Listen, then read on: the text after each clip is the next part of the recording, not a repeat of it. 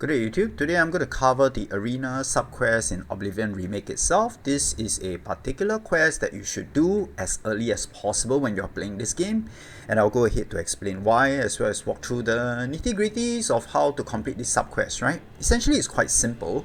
Arena is located in the eastern district of the Imperial City, and as its name suggests, this is where people fight to the death for fame and gold. So in order to join the gladiatorial ranks of Arena, you got to speak to Owen, the Blade Master in the Bloodworks. You will automatically become a member of the blue team, and he will give you a choice of heavy or light armor. This armor is something that you will have to wear for the duration of this sub-quest, or at least for the most part of it. For each match that you win, you'll be paid according to your rank within the arena, so that ranges between 50 to 500 gold. And this gold is level independent, so very naturally this means that you should be playing this game at an early stage when your character is relatively low level, because then this represents a higher return of investment. When you play arena at a more advanced stage, maybe 500 gold doesn't mean as much to you as compared to when you play at level 5 to level 6. Personally, myself, I tackled arena when I was, I think, level 7, and I managed to level up to level 9 or 10 throughout the course of this sub-quest, right? So after each fight, the arena combatants, you can use the Basin of Renewal found inside the Red Room to just restore your health. Personally, myself, I would find one of the many beds on the floor, and I would just rest for 24 hours so that all my buffs can restore itself naturally. I can also level up at the same time. The fights itself, right, they're actually pretty straightforward and easy with the exception of 1 or 2 fights where it's 1v3 and 1v2. The rest of it basically is a walk in the park, yeah? I could just play with one hand. So when you eventually become the blue team champion, you'll receive a title of your choice, and one that will stretch across all of Cyrodiil. So I chose the title of Lady Luck, and the cool thing about Oblivion is that whatever title that you achieve, this will then appear in future dialogues with certain NPCs, and this adds on to the immersion factor of the game, right? I will be addressed as Lady Luck going forth when I speak to certain NPCs in the future. Now a little bit about some of the tactics that I use to defeat the combatants and the opponents in the arena itself. Actually, combat in Oblivion is relatively quite easy if you choose the normal mode. I'm not so sure about the hard setting, but all I have to do is I buffed up my speed. I went in with just one weapon, and I'm just casting destructive spells from afar and running away and restoring if I need to. Just make sure that you cast all the buffs and armor that you need to, just to give yourself an edge. And then essentially it's just a game of attrition where you wear your enemy down, because the enemy themselves, the opponents, their healings and their shields are probably not as active as you, so you can restore yourselves a lot more readily than your opponents. So the longer the game drags, the more it is to the disadvantage of the NPCs, right? So eventually you will just wear them down and you will win the game. Okay, let's rewind back a little bit. Okay, once you become the blue team champion, you will have the option to become the Grand Champion after you defeat the Grey Prince. In order to initiate the fight with the Grey Prince, you have to approach this particular orc. Within the training room itself, he will be doing some sword play, sparring, and then you talk to him. You can activate his sub-quests in order to complete his storyline prior to the fight with him. And I would actually encourage you to do that, because if you were to complete his sub-quest, the final fight with him, he will just sit back and let you kill him. But if you want to fight him personally without doing his sub-quest, you can also do so. I've done both options, and defeating him is really actually quite a walk in the park also as well. It's just that if you were to complete his sub-quest, right, it involves going into a particular cave where you'll be faced with vampiric opponents, and if you were to fight them, you will run into the risk of being turned into a vampire yourself, which is another ball game, another sub-quest all on its own. Turning into a vampire presents itself with certain perks, but it can be quite annoying to certain players, and then you have to find a way to cure it, and this is something that I may do in the next video, right? Find the easiest way to cure yourself of vampirism. But more on that in another video, right?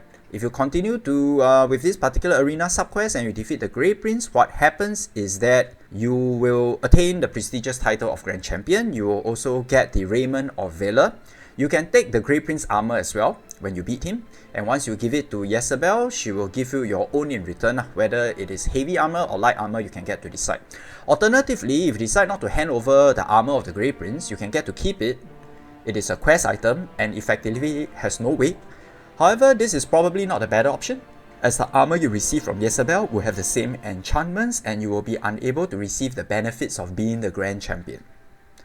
Afterwards, when you manage to make it to the Grand Champion matches, you can start to loot the creatures. Essentially, once you defeat the Grey Prince, any subsequent battle, which can go on indefinitely, you'll start to fight creatures, minotaurs, lions, and basically 1v3 with a whole bunch of creatures.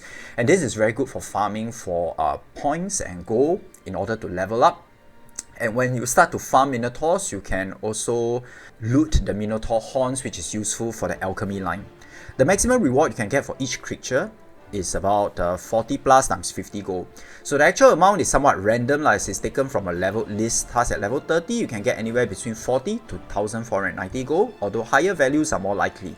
The gold is calculated for each creature that you fight, so the maximum reward that can ever be obtained is 4470 gold. Now, there are some limitations and rules of the arena which you probably would be aware of after your first conversation with Owen. You must wear your heavy or your light raiment issued to you by Owen at all times. This rule does not apply to the Grand Champion match only. Okay, so all the matches leading up to the Grand Champion match, if you were to take off your armor, the match itself will be disqualified. If you were to do it twice, you will be banned from the arena subquest for life. So do not attempt to do it. I have tried to do it, and then actually, yeah, it's really not worth it, right? You also cannot scavenge the corpse of your foes prior to the Grand Champion match. So anything that they drop, you will not be able to take for yourself. The sole exception to the rule are the arrows which have been missed. They can be recovered during or after the match. Trying to scavenge from a corpse will not result in any penalty, but the message will tell you that you will not be able to do it. The arena opening hours are between 9 AM to 9 PM. This is the time you can request for a fight. You may not do so at any other time, so basically just go and sleep and time your waking up time accordingly to the opening hours, and you should be able to initiate the next fight with Owen. The Grand Champion fight, however, is not bound by time, so that one you can just go anytime you want. You can't bet and fight at the same time as well, so you can speak with Hudolin to resolve any unfinished bets. Now the rules of the arena is anything goes, free for all. Okay, this is like MMA. You can use any weapon, you can use any spell, and you may freely use any potions, poisons, scrolls, or sneak attacks. It's just that the armor, you have no choice. You cannot don the armor of your own favor. You have to use the one that is issued to you. Now after the fourth match, Owen will give you some tips before each match about the details of the opponent that you'll be coming up against. Personally, I never paid any attention to any of it. I just employ the same strategy. Like I said, Oblivion's combat is pretty straightforward. It's quite easy. Myself, I play as a character that has immense speed and I can just run around and avoid the opponent. That works for me. Play to your strengths. You know best what kind of build that you're trying to do, and then just make it work for each battle, right? There's another tip in which some of the ledges next to the arena gate, if you are high in acrobatics, it's possible to jump onto the second layer, and that brings you out of reach of most of the melee opponents. You can then start to use cowardly range attacks and spells or conjure creatures to take down your opponent. That is a very cheaper way to skive past most of these opponents that do not have range options. You do what you need to clear the round, okay? A good way to avoid taking damage is also to run in circles and run backwards. Since my character is based on speed, as I've spoken earlier, this is what I always employ. Now, do not try to attack or murder your arena opponents outside of the arena. I have tried to attack the Grey Prince once as he's training and sparring in the resting area. This will not end well. Essentially, everybody will just gang up on you, and then after that, the immortal Imperial Guards or Cyrodiil will come after you, and essentially that is GG after that. Okay, so don't bother even trying that, right? Okay, that's all for today's video. Drop a like, drop a comment if I have missed out anything, and do chip in and we can have a discussion on this. This is a pretty enjoyable subquest. It allows me to just farm very brainlessly and to get certain cool rewards at a very early stage of the game. I'll see you in the next video, guys. Thank you and goodbye.